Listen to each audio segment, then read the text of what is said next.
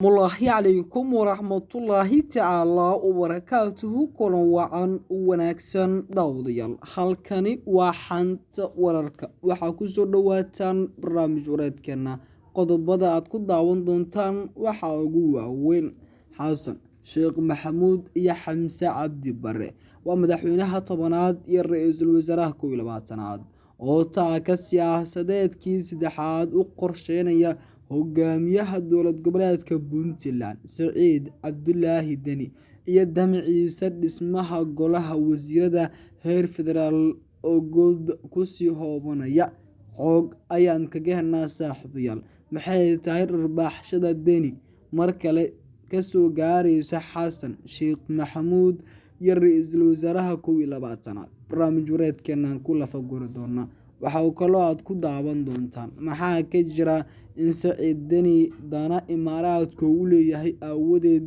mucaaradnimadiisa dowladda Damuljadiid ee durba soo ifbaxayso sidoo kale maxaa ka jira in aan tala laga siin wasiirada xaqa u leeyihiin reer Puntland ee heer federaal iyo in Deni aysan soo qorin magacyada wasiiradu waa maxay sababtuse warbixinaan ka gaarnaa barnaamij wareedkeenan ku lafa guri doonaa saaxiibayaal halkani waa xanta wararka haddii ay tahay markii kugu horeysay ee ku soo gaaray daawade waxaan kaa codsanaynaa subscribe channelkeena sidoo kale gambeelka furo si wararka warbixinada wareysiyada aan u soo dhignay ay kuu soo gaaraan haddii aad ka mid tahay saaxiibadeena qaaskase waxay naga xasuusinaa muuqaalkan shardhe leegsaar si asxaab wanaagsan adigoo kale aan u helna daawade mahadsanida aan ku bilowno hogaamiyaha dowlad goboleedka Puntland Saciid Cabdulaahi Deni oo xasan sheekh maxamuud amba hardankii maxamed cabdilaahi farmaajo iyo dowladiisii 4 sano tagtay kadib ee isku xigsatay 3 guul daro oo xiriir ah kadib doorashadii xasan ku soo baxay tala ku lahaanshiyaha ra-iisul wasaaraha iyo hamigii ahaa inuu noqdo ra-iisul wasaaraha 12aad oo dabin siyaasadeed loo dhigay kuna dhacay iyo markan ay fariiso ka sii baxayaan in uu tala iyo tusaale iyo magacaabis xubnaha reer Puntland ee golaha wasiirada heer federaal ka soo muuqan kara Saciid Cabdulaahi Deni guul daradiisa ayaa lagu saleeyaa qodobo 1 aqoon yari iyo tabar yari golaha baarlamaanka xildhibaanada ku matala reer Puntland kuwaas oo Saciid Cabdulaahi Deni oo soo xushay gudoomiyaashii degmooyinka kuwii gobolada iyo wasiiradii xukuumaddiisa kuwaas oo taliya tusaale isagoo ku lahaa meelka uu jahayna aadi karay aqoon ahaan aad u liitay in Saciid Cabdulaahi Deni uu maamulan karo haddii xildhibaanada oo soo xushay midkood ama labada xildhibaan ee wasiirada ka soo muuqan kara laga dhigo aysan noqon karin xildhibaano aan dejin karin hooyada federaalka ah Puntland khilaafaadka soo kala dhaxgala waa mid ay ku weynayaan inay saameyn ku yeelan karto nugaal iyo gaalkacyo xildhibaanada laga soo xulay ay yiraahdeen wasiirada ka imaanaya ee xasan sheekh maxamuud oo u rabay inay noqdaan wasiiro kuwaas oo midna waqtigii uu ku dhawaaqay xasan garab istaagi dhaxayna xasan hala doorto nugaalna oo miisaaniyada amba dhisida milkiilada dowladda xasan oo qayb ka leeyahay maadaama qarashkiisii oo ku tabracay waqtigii la aasaasay Saciid Cabdulaahi Deni ma dheera waqtiga uu mucaarad ku noqonayo hogaanka dalka ee majraha uu haya xasan sheekh maxamuud taasoo ku sii muujin karta halka jihada iyo u sii ridayso waqtigan waxayna ku sii muujin kartaa marxaladda liidatay ee maxamed cabdilaahi farmaajo hardankii uu kula jiray Saciid Deni meesha ilaahay soo dhigtay Deni wuxuu ka shaleynaya dagaal siyaasadeedkii oo la galay dowladii madaxweyne maxamed cabdilaahi farmaajo qasaarada isbiirsaday ee wax ka yar 3 bilood ku soo gaartay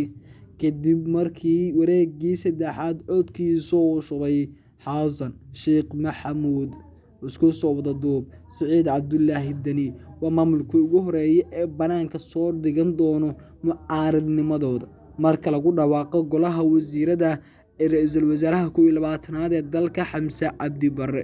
isku soo wada duub Siciid Cabdulaahi Deni godkiisa ayaa biyo ugu soo galay mucaaradnimadiisa magaalada Muqdisho iyo dowladda dhexe banaanka ayay u soo bixi doontaa saacadaha soo xiga ama maalmaha soo aadan marka Xamse Cabdi Barre uu ku dhawaaqo golihiisa wasiirada iskana dhaxwaayaan shakhsiyaadka baarlamaanka Puntland ku matala Siciid Cabdulaahi Deni oo soo xushay inay maamul ahaan ku matalaan magaalada Muqdisho isku soo wada duub Xasan wuxuu soo wadaa golo wasiiro labada xildhibaan ee Puntland waxay ka kala imaanayaan magaalooyinka Gaalkacyo dhinaca Puntland nugaal gaar ahaan Garowe caasimadda Puntland shaqo kuma lahan Siciid Deni ma maamuli kara aragtidooda ku aadan federaalka talo iyo tusaale kama qaadan karaan sidoo kale waa rag qancin kara haddii odayaasha shacabka reer Puntland ama siyaasiyiinta Puntland ee xildhibaanada golaha shacabka ugu horeeyaan ay ku soo kacaan dowladda dhexe dejin kara ama cilaaqaadka u wanaajin kara Deni guuldaradii saddexaad ayuu isku diyaarinayaa maalmaha soo aadan weli waxaad daawanaysan barnaamij wareedkeena saaxiibayaal halkani waa xanta wararka haddii ay tahay markii ugu horeysay ku soo gaaray waxaan ka codsanaynaa subscribe channelkeena sidoo kale gambeelka furo si wararka warbixinada wareysiyadan usoo dhignay ay kuu soo gaaraan haddii aad ka mid tahay saaxiibadeena qaaska waxaa naga xasuusinaa muuqaalkan shar leegsaar qaybta oo aragtaadna ugu reeb si asxaab wanaagsan oo adigoo kale aan waxaan mahadsanid dhanka kale ku dhawaad 15 sano al-shabaab waxay ahayd mushkiladda amni oo dalka Soomaaliya qaar ka mid ah wadamada deriska la iyo guud ahaanba geeska Afrika ka alursan daraasaduhu waxay muujinayeen in ay maamul ahaan sirdoon ahaan iyo iclaam ahaanba sii bulaalayaan inkastoo deegaano badan laga faramaroojiyay sida ay sheegayaan khuburada amniga al-shabaab ku raaxaysato howlgaladeeda Soomaaliya waxaana sabab u ah siyaasadda madhaleyska ah ee aan isbedelka lahayn ee dowladda federaalka dowlad goboleedyada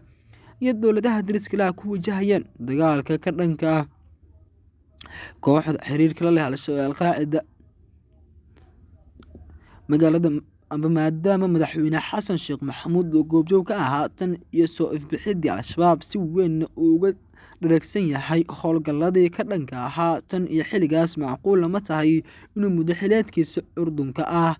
dhiig cusub ku shubo siyaasadda dowladda Soomaaliya ay ku aadayso himilada ka dhanka ah ama ka adkaanshiyaha al-shabaab madaxweynaha oo khudbad ku saabsan istiraatiijiyadda mustaqbalka Soomaaliya shalay ka jeediyay dood uu soo qaabiyaha macadka SET ee dalka Talyaaniga ayaa xusay in dowladda federaalka Soomaaliya aysan waqtigan diyaar u ahayn wada hadal lala gasho al-shabaab wuxuuna ku dhawaaqay in dagaalka militariga la kordhin doono mid fikir iyo mid dhaqaale fikirkii dhaqaaluhu waa dubdhaxaadka jiritaanka al-shabaab kooxdu waxay dhalinyarada ka iibsaa fikradeeda ka hor inta aysan ka dhaadhicin inay ku biiran doonaan halka dhaqaaluhu uu yahay shidaalka uu sii ogolaanayo inay sii bulaalaan awood ahaan jiritaan ahaan